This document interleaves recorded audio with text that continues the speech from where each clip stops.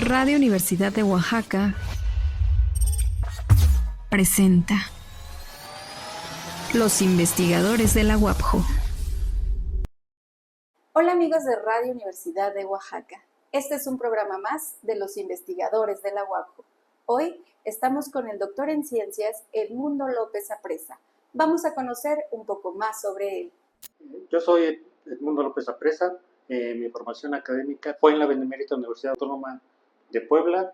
Soy licenciado en física y egresé de la Facultad de Ciencias Físico-Matemáticas y posteriormente la maestría y el doctorado los hice en el Instituto de Física Luis Rivera Terrazas, también de la Benemérita, en el área de ciencia de materiales. Mi trabajo de tesis y mi línea de generación y aplicación del conocimiento está enfocada en trabajar nitruros semiconductores. ¿Nos podría hablar sobre sus líneas de investigación, por favor? Yo me especialicé en el cálculo teórico de propiedades físicas de nitruros. Actualmente estamos desarrollando junto con colaboradores de aquí de la FASBIT, el doctor Lorenzo Tepetz Carrillo, el doctor Edgar Lara y con compañeros de la Universidad de Guadalajara, el doctor Irán Fernando Hernández Aguazzi, y de la Facultad de Ingeniería de la UAP, con el doctor Alejandro Bautista, con el doctor Martín Salazar Villanueva. Estamos comenzando un proyecto relacionado con recubrimientos, diseño de nuevos materiales basados en nitrógeno, utilizando primeros principios. Los que nos dedicamos a la parte teórica de ciencia de materiales, mucho del tiempo nos lo pasamos frente a la computadora, metiendo datos, dejamos que la máquina trabaje y posteriormente lo que nosotros hacemos es analizar datos. Para poder analizar estos datos nosotros necesitamos entonces saber qué es lo que queremos obtener.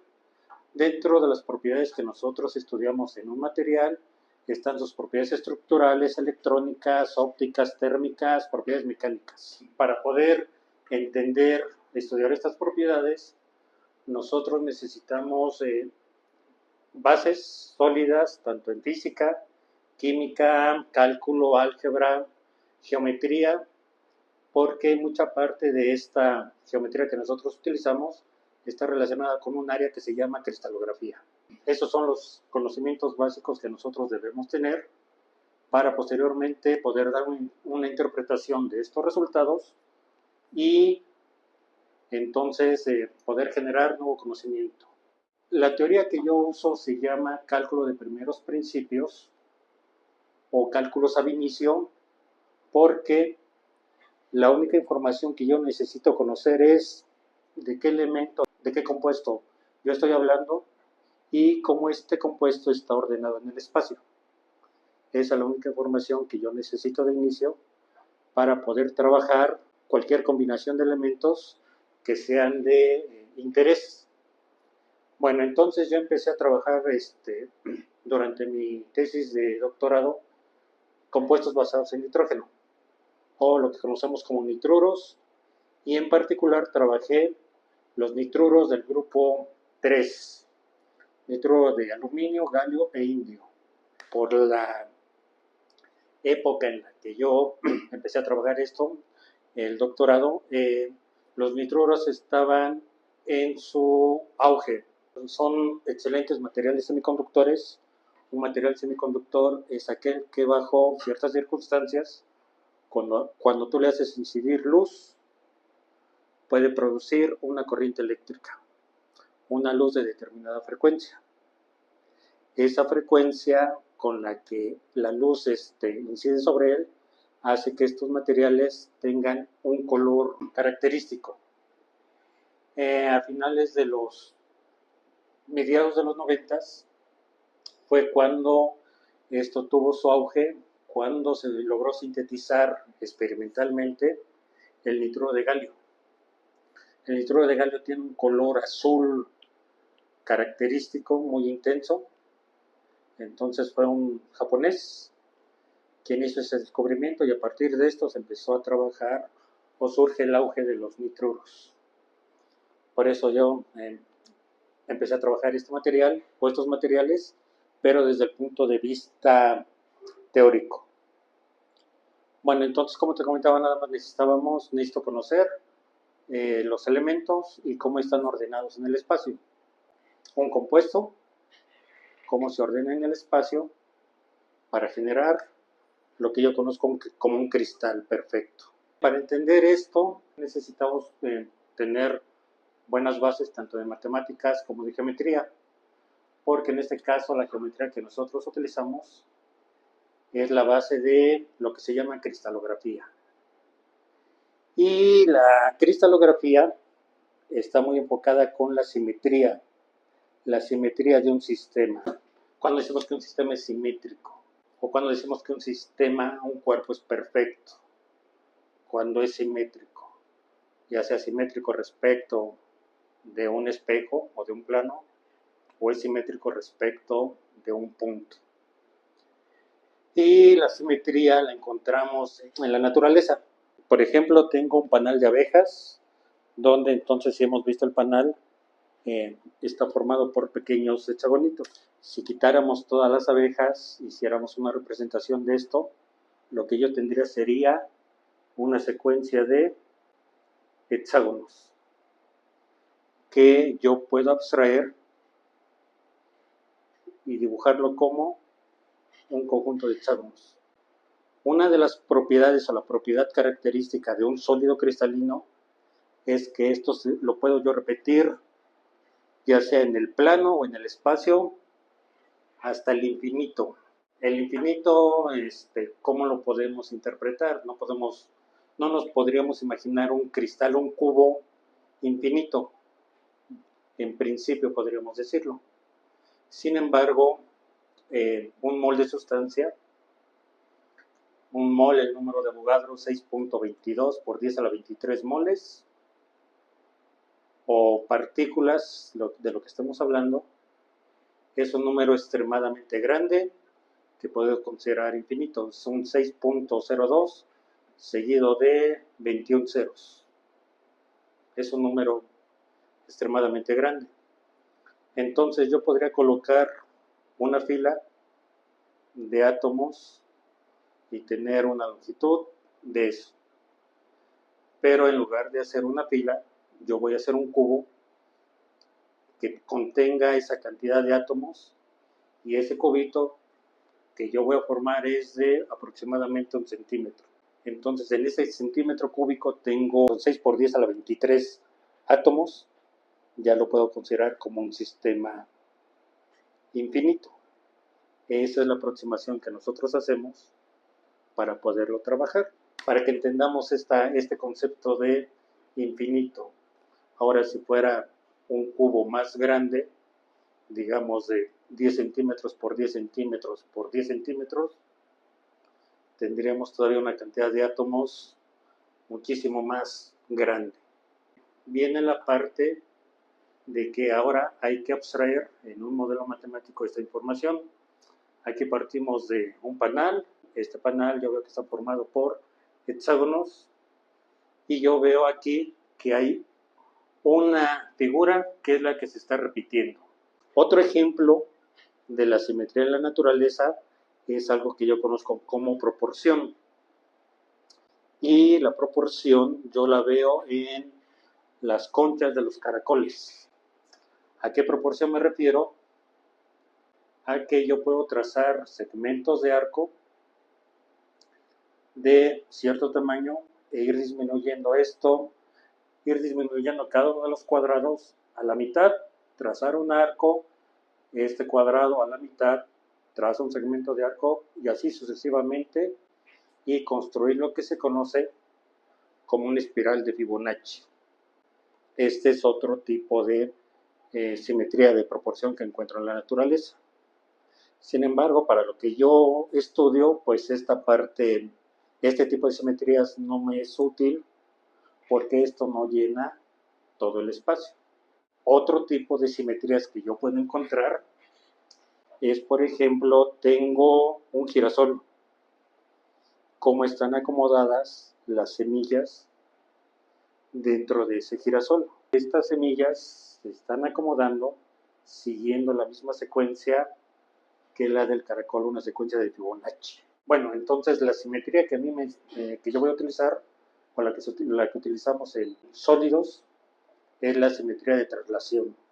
Otra forma de simetría que nosotros encontramos, dibujan los copos de nieve con una cierta forma hexagonal. Esa forma hexagonal se debe a la forma de cristalización del agua cuando pasa de fase líquida a fase sólida, va creciendo de esta forma y se forman esas figuritas hexagonales muy vistosas. La naturaleza está llena de simetrías y lo que nosotros hacemos o lo que uno hacía cuando era estudiante era pues observar, ver hacia afuera, caminar y ver la naturaleza.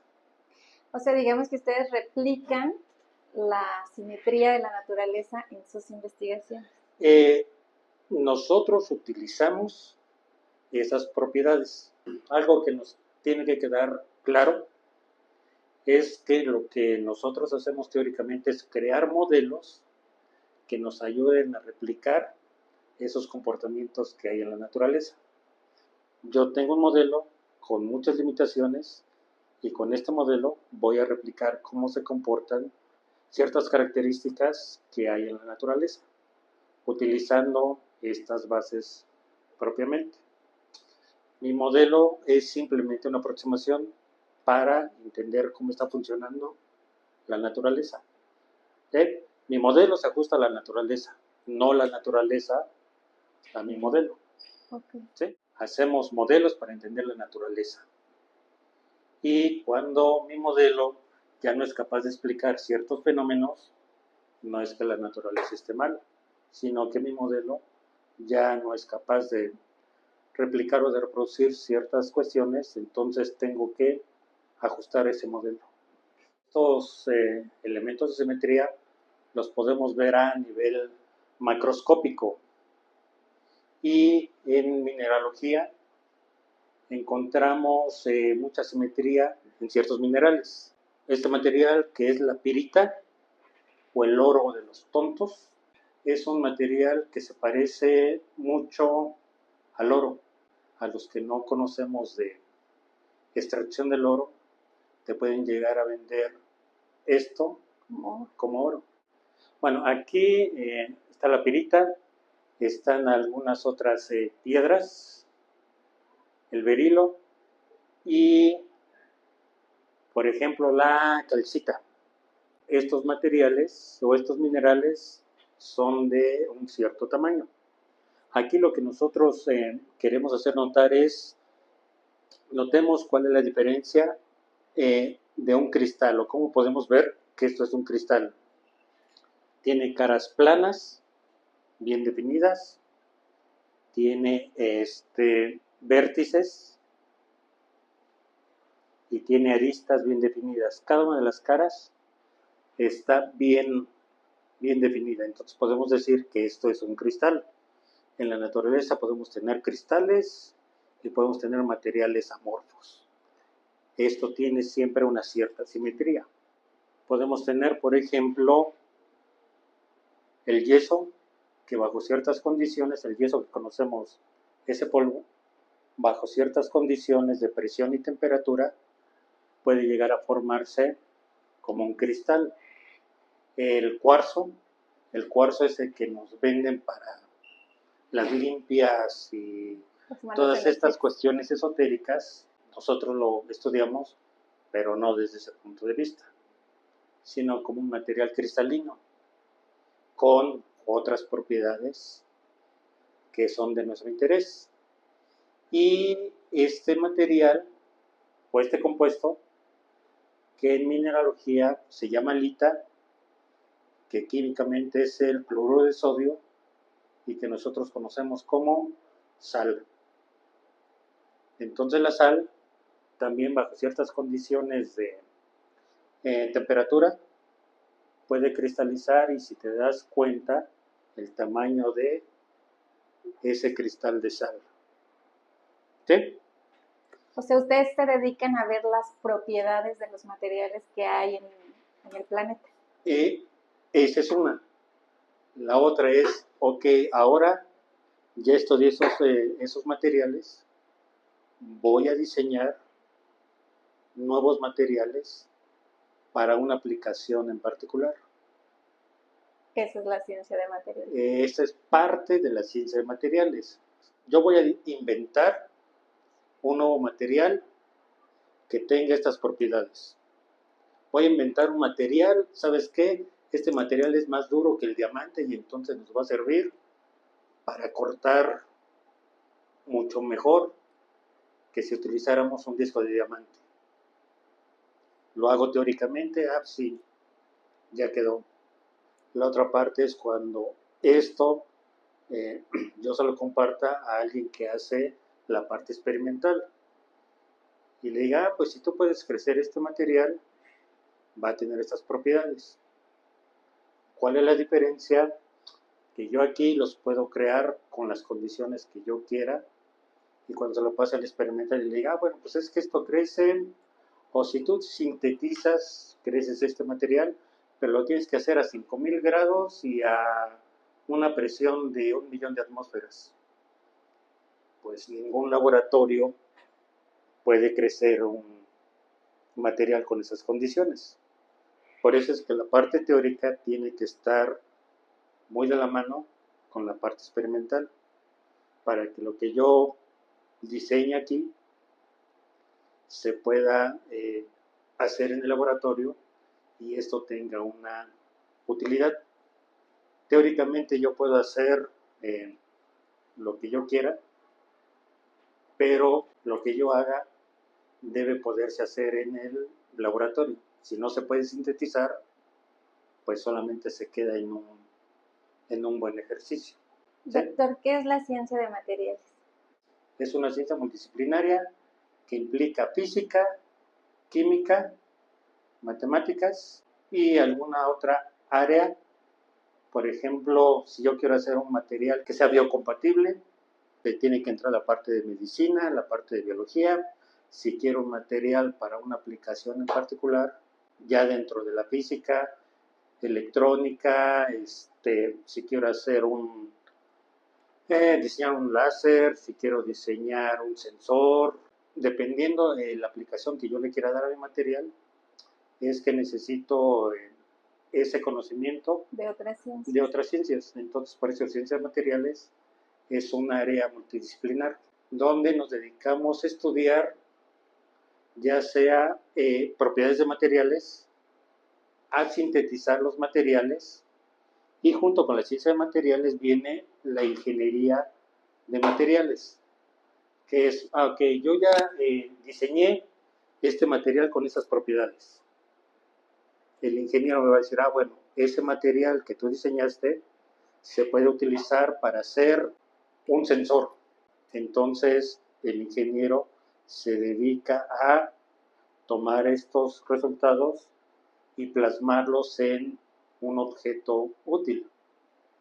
Y la tecnología de materiales, muy relacionada con la ingeniería, es, bueno, entonces ahora la aplicación de ese sensor, ¿dónde lo voy a utilizar? ¿Cómo lo voy a utilizar? ¿Para qué lo voy a utilizar? Ciencia e ingeniería siempre tienen que ir avanzando de la mano. Digamos que la ciencia de materiales está en todas partes, la aplicación es en todas partes, desde un serrucho hasta un automóvil, hasta la tecnología. En todos lados. ¿Por qué? Uno de los elementos más estudiados es el silicio. Y el silicio es la base de todos los sistemas optoelectrónicos. Todo lo que funcione con sensores, teléfonos, refrigeradores, laptops, todo tiene circuitos integrados. Los circuitos integrados, los chips, están hechos a base de silicio. Entonces, el silicio está en todos lados y la ciencia de materiales está detrás de ese silicio. Los semiconductores son la base de toda la optoelectrónica actual. Semiconductores nos referimos a que conducen electricidad. Bajo ciertas condiciones. Okay. Por ejemplo, esto, si yo le pusiera una pila de 1 volt, no enciende. Pero si yo le pongo una pila de 1.5, esto ya empieza a encender. Porque es la energía que yo necesito para sacar a los electrones de la banda de valencia y mandarlos a la banda de conducción. Nos acordamos de nuestras clases de química, que tenía el núcleo, y entonces de mi modelo de Bohr empezaba a llenar, el hidrógeno tiene un electrón y está cercano al núcleo, el helio tiene 2, y así nos íbamos creciendo hasta que llegaba los electrones que están en el orbital o en la capa más externa, son los electrones de valencia. Acá puede haber otros que están vacíos. Y esto es cuando tenemos un solo átomo. En un sólido tenemos un número infinito de átomos y esta representación pasa a lo que conocemos como estructura de bandas. Ahora voy a tener bandas de valencia donde están todos los electrones, bandas de conducción donde no hay electrones. Y un semiconductor, la característica de un semiconductor es que hay una cierta región que se conoce como la región de banda prohibida o el gap, que si yo hago incidir luz con una determinada frecuencia va a hacer que uno de estos electrones migre aquí. Como este estado está excitado, va a llegar el momento en el que este electrón va a regresar acá. Bueno, para pasar de la banda de valencia a la banda de conducción, yo necesito darle una cierta energía. Necesito excitarlo para sacar de acá y mandarlo aquí. ¿Sí? Como un reflejo. No es una excitación. No. Le doy esta energía, sale de acá y brinca al otro lado. Okay. Pero no puede estar mucho tiempo acá. Todos los sistemas regresan a su estado base. Este electrón tiene que regresar aquí y para regresar tiene que emitir energía. Esa energía que emite es la que yo veo como luz. Y cada semiconductor tiene un gap distinto. Dependiendo del semiconductor que yo utilice, es que me va a generar luz en distintos colores o en distintas frecuencias. Esa es la característica de los materiales semiconductores. Yo le puedo hacer que incida luz, pero no cualquier luz va a hacer que estos electrones migren aquí. Tiene que ser luz de una determinada frecuencia o de una determinada energía. Y eso hay que descubrirlo con la ciencia de materiales. Eso es una de las partes de ciencias de materiales. Semiconductores es solamente una pequeña rama de lo que es ciencia de materiales. Puedo diseñar materiales que sean muy duros y no tan caros como el diamante. Depende de la aplicación que yo le quiera dar. Esta forma que tienen mis cristales a nivel macroscópico la van a conservar a nivel microscópico. Esto es a nivel macro lo que puedo ver y este es mi modelito ya con átomos. Como estos son los que yo replico infinitamente en X, Y, Z, esta estructura es la que me genera esa estructura más grande.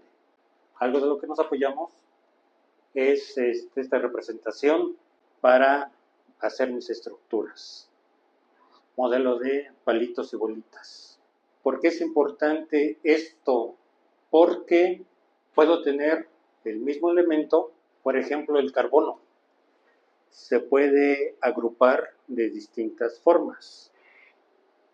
Lo puedo tener de esta forma y entonces me genera un diamante que es el compuesto más duro sobre la Tierra. O se puede agrupar formando hexágonos, capitas de hexágonos, y yo tengo un material que es el grafito. El mismo compuesto, depende cómo se acomode, me puede generar distintos materiales con propiedades completamente distintas. El grafito es el que tenemos en la punta de los lápices. Mi compañero, el doctor Lorenzo, él se dedica a sintetizar materiales para aplicaciones más concretas, materiales termoeléctricos, que son la base de una celda termoeléctrica. Decíamos que un semiconductor le tenías que hacer incidir luz para que te genere electricidad. Un material termoeléctrico es aquel que puede generar electricidad, pero cuando tiene una diferencia de temperatura, que la base esté a una temperatura y la altura esté a una temperatura distinta, mayor. Esa diferencia de temperaturas va a hacer que tu material te pueda generar una corriente. Ese es un material termoeléctrico. Estos diagramas, que los hemos visto en muchos lados, tengo un material que está formado por átomos. Estos átomos están enlazados por algún tipo de enlace. Estos átomos, cuando se enlazan, me forman redes cristalinas, que en el caso de los materiales pueden ser cubos o pueden ser hexágonos. Dependiendo de cómo estén agrupados, van a tener ciertas propiedades. Lo puedo procesar para hacer alambres o láminas, entre muchas otras cosas. ¿Cuáles son entonces las propiedades de los materiales? Propiedades mecánicas, propiedades ópticas, propiedades electrónicas, propiedades térmicas. Y ahorita nosotros estamos enfocados en las propiedades mecánicas, la dureza de un material. Queremos trabajar o queremos empezar a estudiar metales duros. Los semiconductores tienen muchas aplicaciones.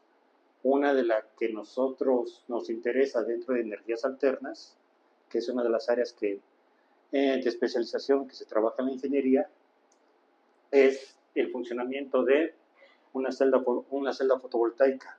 La celda fotovoltaica está constituido de semiconductores positivos, semiconductores negativos, conectados en serie.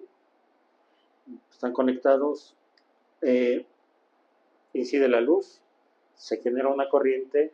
Esa corriente entonces va a un inversor, se guarda en una batería o se va directo a la red de distribución. La base de una celda fotovoltaica es ese semiconductor que lleva allí. ¿Qué material llevan ahí las celdas? ¿Qué semiconductor crees que sea? El silicio. Silicio. ¿Ah, sí? Todo es silicio. ¿Sí? Bueno, una de las áreas de oportunidad o una de las áreas de investigación en ciencia de materiales en semiconductores es trabajemos otro semiconductor que pueda absorber más luz para aumentar la eficiencia de esto. Están buscando sustituir el silicio por uno que apenas vamos a descubrir. No, esto empezó en la década de los 50, 60, cuando el lanzamiento de los primeros satélites artificiales, la Estación Espacial Internacional, toda la energía que consume es a través de celdas solares. O paneles solares. O paneles solares.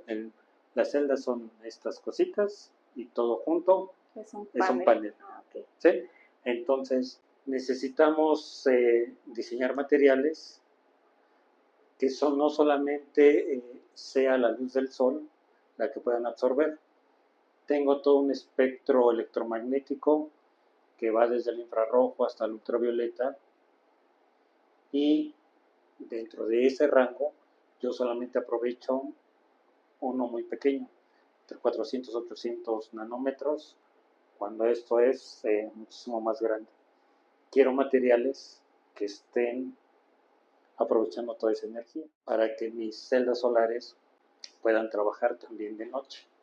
Dicen a veces que los paneles solares no sirven cuando está nublado. No. Sirven, ¿no? solamente que baja su eficiencia. La luz siempre va a estar llegando, pero ahora sí que llega más luz Cuando está el sol. cuando está despejado. Cuando está nublado, llega menor esta intensidad de radiación, pero sigue llegando. Otra de las áreas de interés, tenemos materiales que si tú les haces incidir luz, te producen corriente.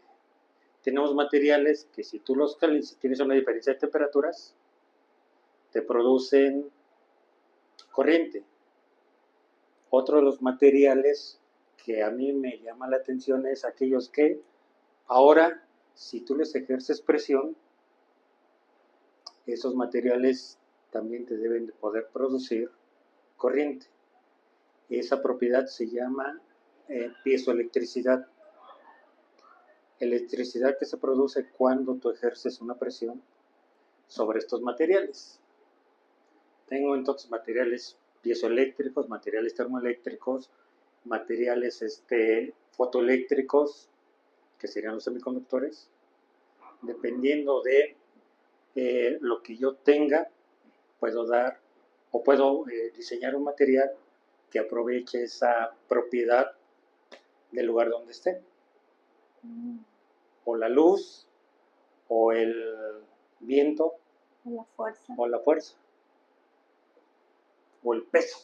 Retomando o regresando al punto, en cálculos de primeros principios, ya sé que tengo el material, el compuesto del que yo quiero hablar y cómo está estructurado. Nosotros trabajamos utilizando una teoría que se llama teoría del funcional de la densidad, que fue propuesto por estos tres señores, Hohenberg, Kohn y Sham. Y se resuelve una ecuación que se llama el hamiltoniano independiente del tiempo, donde cada uno de esos términos tiene un significado físico. Energía cinética de núcleos, energía cinética de electrones, potencial de interacción entre cargas, eso que nos aprendimos desde la secundaria. Cargas iguales se repelen, cargas de signo contrario se atraen. Acá tenemos iones cargados positivamente y tenemos electrones, y todos están ahí interactuando. Entonces, una forma de expresar esa interacción netamente eléctrica es con estos tres términos. Aquí meto mi átomo del que quiero yo hablar, mi átomo, mi conjunto de átomos, donde están dentro de la celda que yo estoy construyendo, y encuentro la energía. Pero eso no lo hago a mano, para eso utilizo ya software. Entonces utilizamos Quantum Expresso. Quantum Expresso es software libre y modela esa interacción entre esta parte electrónica del potencial, lo modela utilizando pseudopotenciales. Es más rápido el cálculo. Y todo esto lo podemos hacer cuando los compuestos, las estructuras que yo quiero estudiar son sencillas. Lo puedo hacer en mi estación de trabajo. Esta máquina en particular, que salió de un proyecto, tiene 16 GB en RAM, tiene 8 núcleos, 2 teras de almacenamiento. Entonces, para sistemas pequeñitos me sirve muy bien. Cuando ya necesito estudiar sistemas más complejos, necesitamos poder de cómputo. Y lo que nosotros hacemos es entonces participar en convocatorias. El apoyo que nosotros, por el que nosotros participamos o concursamos, es para que nos den tiempo de cómputo en el laboratorio de supercómputo, que pertenecen a, estos eran CEP-CONACYT, ahora son CECYT. En este caso hemos participado 2 veces y hemos tenido acceso a supercomputadoras para desarrollar parte del trabajo o el trabajo pesado en cuanto a equipo de cómputo. ¿En dónde está estas supercomputadoras? En la Benemérita Universidad Autónoma de Puebla. Y ahora para la continuación del proyecto, que sería un nuevo enfoque, volvimos a participar, volvimos a ganar tiempo de cómputo. Laboratorio Nacional de Supercómputo del Sureste de México, doctor Edmundo López Apresa, Universidad Autónoma Benito Juárez de Oaxaca, proyecto aceptado. Diseño de nuevos materiales basados en nitrógeno usando métodos de primeros principios para su aplicación en herramientas de corte. Ese es el proyecto que metí. ¿Cuánto tiempo le dan? 10,000 horas núcleo. ¿Qué son horas núcleo? Un núcleo lo puedo utilizar durante 10,000 horas a lo más en un año. Pero no trabajas con un núcleo, tú haces programación en paralelo. Entonces trabajas de 8 a 16 núcleos en cada cálculo que tú utilizas y son cálculos que van 24, 48 horas. La máquina está trabajando 48 horas utilizando 16 núcleos. Entonces, aunque parece mucho tiempo, es suficiente. Lo que nosotros hacemos es calcular propiedades estructurales, ver de qué tamaño son estas celditas. Después de eso, un poco de matemáticas. A través de la ecuación de Birch-Murnaghan, nosotros podemos calcular el módulo de bulto. El módulo de bulto me dice qué tan duro es un material. Y después lo que se hace es deformar este material para calcular el módulo de Young. Cuando yo estiro un material o cuando yo lo comprimo, hallar la relación entre cómo aumenta esta área del medio y cómo va disminuyendo el área lateral. Calculo esos tres módulos cuando yo aplico una fuerza, cuando aplico dos, y todo esto me va a servir para calcular algo que se llaman las constantes elásticas. Y estas constantes elásticas es una de las formas de determinar si el material que yo estoy diseñando puede existir o no. Si todos estos números son positivos, el material que yo estoy diseñando es mecánicamente estable. Si uno de estos números sale negativo, el material que yo estoy diseñando no es estable, no se va a poder sintetizar. Ese es en cuanto a propiedades mecánicas. En cuanto a propiedades térmicas, es el mismo material, solamente con distintas estructuras, cúbicas, hexagonales. Entonces, ¿cuál de todos ellos es el más estable? El que tenga la menor energía. Y si yo lo caliento o lo enfrío, puede pasar de esta estructura a esta estructura. Entonces, ver cuál es la más estable, eso me lo da una propiedad termoeléctrica que es la entalpía de formación. Con la entalpía de formación yo puedo estudiar transiciones de fase y decir, bueno, puedo pasar de una fase cúbica a una fase hexagonal con una presión muy pequeña, casi una atmósfera. O puedo pasar de la hexagonal a otra fase cúbica, pero a una presión de 11 gigapascales. Para darnos una idea, la atmósfera es 10 a la 5 pascales, sería como 1000 atmósferas, una presión. Bueno, esa es otra de las propiedades térmicas que podemos estudiar. Todo esto, haces tus scripts, te llegan tus datos y es ponerte a analizar todos esos datos. Entonces puedo obtener, por ejemplo, el índice de refracción, saber si mi material es translúcido, si es opaco, y dos propiedades que se conocen como la reflectancia, coeficiente de absorción. Lo que también puedo hacer es empezar a diseñar nuevos materiales. Yo tenía nitruro de galio y nitruro de aluminio. Empezar a hacer una sustitución para obtener un material nuevo, un material ternario. Lo que es mi modelo son las líneas rojas, lo que son resultados experimentales, y entonces ver que mi modelo que yo estoy utilizando me puede reproducir resultados experimentales, y entonces decir una concentración determinada de aluminio hace que tu gap tenga un valor específico.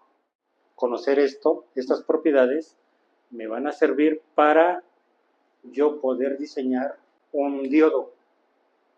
En principio, un diodo, por un lado tengo un semiconductor con exceso de carga negativa, por el otro lado exceso de carga positiva, pero debido a que las dos celdas son de distinto tamaño, se crea una tensión en la interfase.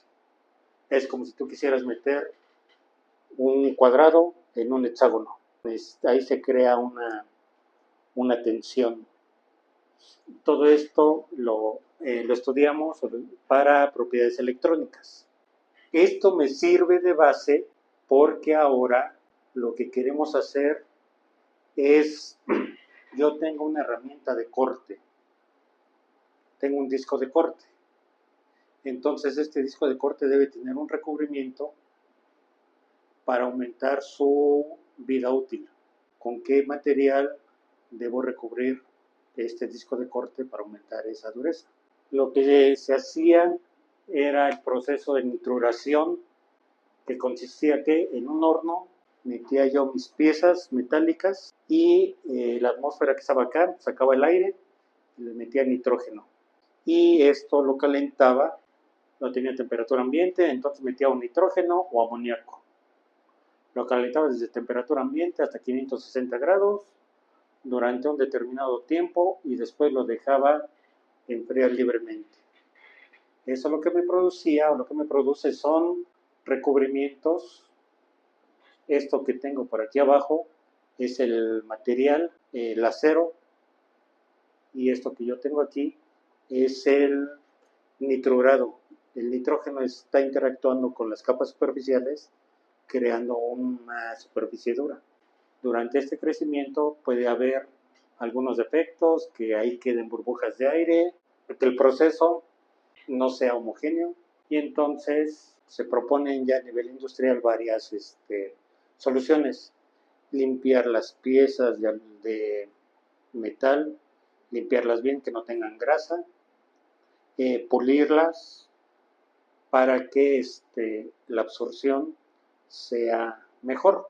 Ya visto con microscopio metalográfico, este es el acero que yo estoy trabajando y la primera capa del recubrimiento. Esta capa está formada entonces por posiblemente hierro o nitrógeno en cualquiera de esas dos estructuras. Y en esa interfase, algunos de los compuestos se hallan bajo tensión. Esto que se hizo para el nitruro de aluminio y el nitruro de galio, lo puedo yo aplicar este mismo principio.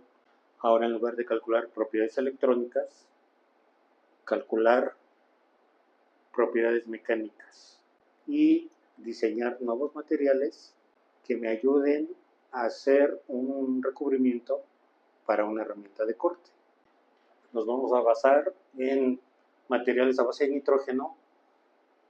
El que ya está más estudiado es el hierro, y lo que nosotros vamos a hacer es trabajar con otros átomos, cromo, molibdeno, wolframio y todos ellos para diseñar nuevos materiales que me sirvan o me puedan servir como recubrimientos para las herramientas de corte. Ahora, ¿cómo vamos a hacer eso? El doctor Edgar, el doctor Alejandro Bautista nos van a ayudar a hacer algoritmos genéticos. Tengo mi compuesto, tengo una celda unitaria donde esto está creciendo, donde esta celda unitaria me va a crear mi cristal. Tengo 14 posibles redes de Bravais que con estas puedo llenar todo el espacio. Cada una de esas celdas tiene determinadas operaciones de simetría. Un ejemplo de operación de simetría, esto viene en las tablas cristalográficas, y tengo 230 grupos distintos para esas 14 redes de Bravais, y continuamente están subiendo información de nuevos compuestos. Entonces, hasta el año pasado llevaban registrados cerca de 400,000 nuevos compuestos. ¿Y estos cómo los generan? Tengo mis elementos, mis celdas cristalinas, mis redes de Bravais, y tengo mis grupos espaciales de simetría. Tengo que hacer toda la combinación y me van a salir un número muy grande de compuestos. Estamos a unos 14, 15 mil diferentes estructuras, y de esas hay que discriminar o hay que estudiarlas para ver cuáles pueden ser candidatos a esto, a esta aplicación. Entonces puedo descubrir nuevos materiales o puedo predecir propiedades utilizando teoría del funcional de la densidad y algoritmos genéticos. No todo el tiempo estás frente a la computadora. Una buena parte es revisar cuál es el estado del arte de los materiales que tú quieres estudiar. Hay que estar leyendo, actualizando la bibliografía de cada uno de los compuestos, de los materiales que tú quieras trabajar. Entonces, un buen porcentaje de tu tiempo se dedica a la actualización respecto del estado del arte. Estar leyendo. Estar leyendo, sacando información, ver quién ya publicó lo que tú quieres hacer. Si lo que tú estás haciendo nadie o hay muy pocas referencias, bueno, entonces vamos sobre esto. Y te decía, no todo es trabajo perdido, porque muchos de estos materiales me pueden servir para materiales piezoeléctricos, que es lo que a mí me interesa estudiar. Doctor, ¿en dónde podemos consultar sus investigaciones? Puedes entrar a la Google Académico. En el académico. Entonces aquí están algunos de los trabajos en los que hemos colaborado, o en la página de la escuela, ahí estoy. Pues doctor, muchísimas gracias por haber estado con nosotros en Radio Universidad de Oaxaca y haber participado en este programa de los investigadores de la UAPJO. Muchas gracias a ti por la consideración. Radio Universidad de Oaxaca presentó Los investigadores de la UAPJO.